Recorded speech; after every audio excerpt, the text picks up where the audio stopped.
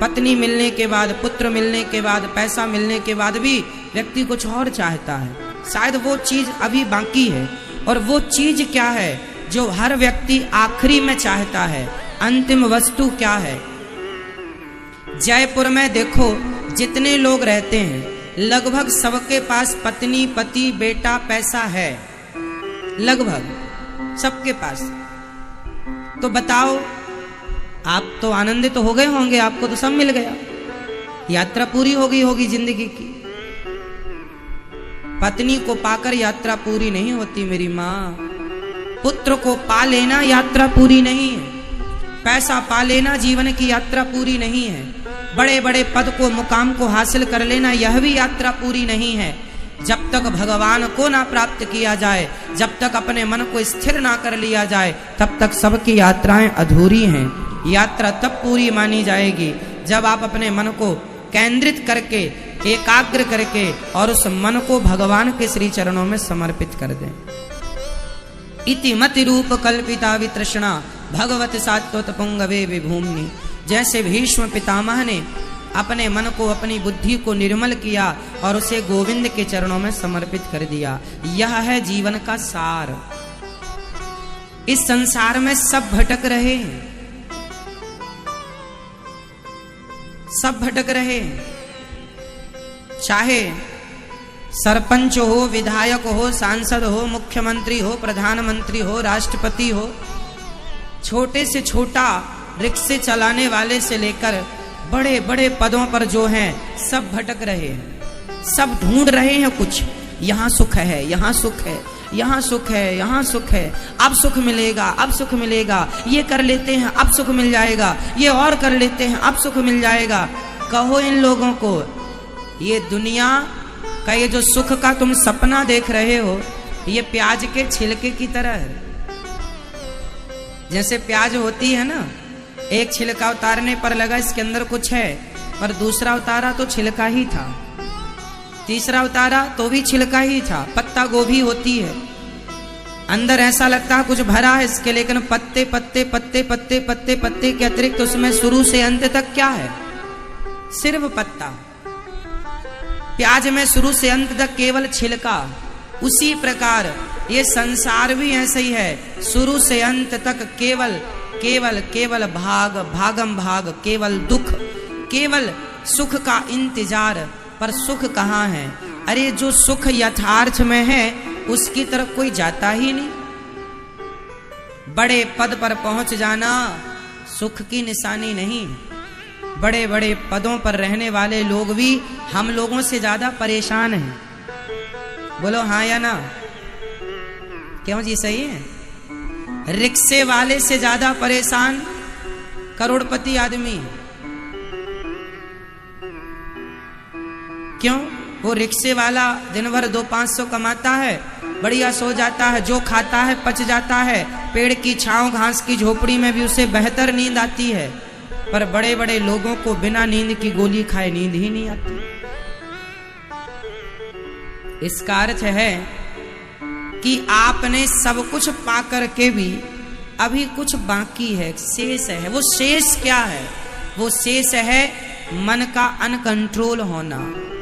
जो आपका मन है जो भाग रहा है, इसमें चला जाए, उसमें चला गया, ये मन की जो भागम भाग है, जब तक ये आप कंट्रोल नहीं करते, जब तक मन को आप स्थिर नहीं करते, जैसे कछुआ 5 चीजें बाहर कर लेता है और 5 चीजें अंदर कर लेता है।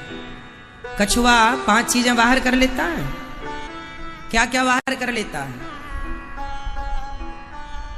मैया, कछुआ कौन कौन सी 5 चीजें बाहर कर लेता है और 5 चीजें अंदर कर लेता है? कछुआ अपने हाथ पांव बाहर कर लेता है और मुंह भी बाहर कर लेता है, और समय देखा कि खतरा है तुरंत सिकोड़ लेता है। हाँ या ना? कछुआ सिकोड़ लेता है समय पर बाहर कर लेता है, समय पर भीतर। ये सीख है। क्या सीख है? कि आप अपने मन को बाहर कर लें, पत्नी पुत्र परिवार में लगाएं, और जब ये जिम्मेदारियां पूरी हो जाएं तो मन को सिकोड़ कर अंतर्मुखी बनाएं, अब भगवान में लगाएं। लेकिन आपका मन ऐसा है कि एक बार बहिर्मुखी हो गया तो फिर अंतर्मुखी नहीं हो पाता, है ना। मन का बहिर्मुखी होना क्या है, मैं समझाता हूं। मन का बहिर्मुखी होना क्या है? संसार में मन का लगना, भोगों में, पैसे में, दुनिया में, प्रपंच में, निंदा चुगली में मन का लगना, ये मन का बहिर्मुखी है। जिसका मन निंदा चुगली में लगा है, झूठ कपट में लगा है, भोगों में लगा है, समझ लेना कि ये बहिर्मुखी है। इसे क्या कहेंगे? जोर से बोलो भैया। जिसका मन निंदा में लगा उसको क्या कहते हैं आप बताओ?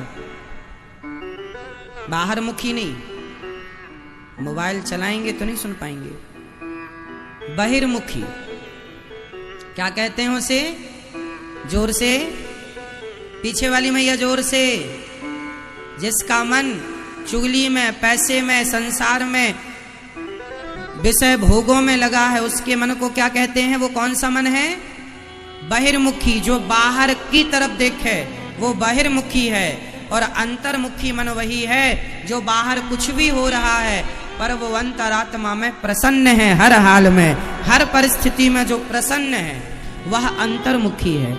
इसलिए मन को बहिर्मुखी बनाया जाएगा तो वो दुखी करने वाला होगा, और मन को अंतर्मुखी बनाया जाएगा तो वही मन सुख देने वाला होगा।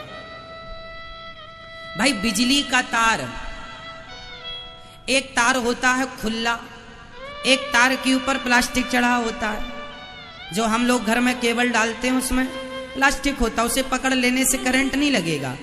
पर जो बाहर केबल पड़ी हुई है, जो खंबे से 2 खंबा चल रही है, अब तो केबल आ गई है, पहले जो अंटी लगाते थे तार में, जानते हैं वो दौर देखा होगा आप लोगों ने।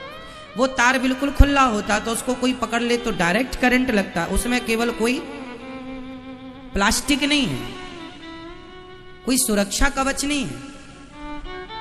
तो जो खुला हुआ तार है वह बहिर्मुखी है, और जो बंद तार है जिसके ऊपर से प्लास्टिक है वह अंतर्मुखी है।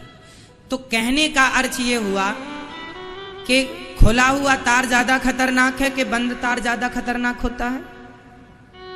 खुला वाला ज्यादा खतरनाक, वो तो कोई छू ले तो करंट ही लगेगा।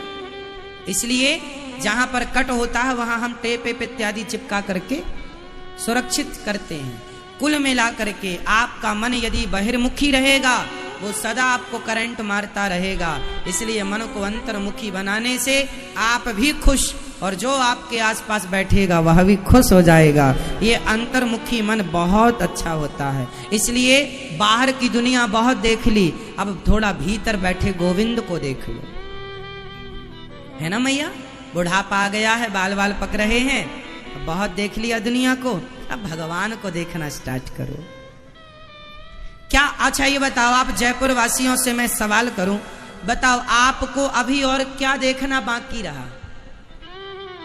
बताओ, सवाल मेरा, क्या नहीं देखा आपने आज तक? कौन सी वादियां आपने नहीं देखी? सारी दुनिया तो जयपुर आती है यहां देखने के लिए, आपने तो यहां सभी देखा होगा। बताओ क्या नहीं देखा आप लोगों ने? कौन सा जंगल ना घूमा होगा? कौन सी वादियां, कौन से पहाड़ ना घूमे होंगे? कौन सा महल, कौन सा किला ना घूमा होगा? कौन सी बड़ी 5 स्टार होटल ना देखी होगी आपने? कौन सी लग्जरी जिंदगी ना जी होगी आपने? क्या ना देखा होगा आपने? सब देख कर भी क्या मन को सुकून है, शांति है? बोलो हाँ या ना। नहीं, इसका मतलब सब देख कर, सब घूम कर भी मन अशांत है। इससे पता लग रहा है कि आप बहिर्मुखी हैं। अंतर्मुखी जो होता है ना मेरी माँ, वो सुदामा भी हो तो सुदामा 2-2 दिन, 4-4 दिन चूल्हा ना जले तो भी वो प्रसन्न है, क्योंकि वो अंतर्मुखी है। अंतर्मुखी व्यक्ति हर हाल में प्रसन्न रहता है, खुश रहता है। ये अंतर्मुखी व्यक्ति। तो आपको क्या बनना है? बहिर्मुखी या अंतर्मुखी? आपको क्या बनना है? जोर से, पीछे वाली मैया, मैया जी, ओ मेरी माँ, क्या बनोगी आप? अंतर्मुखी बनोगी? बोलो हाँ।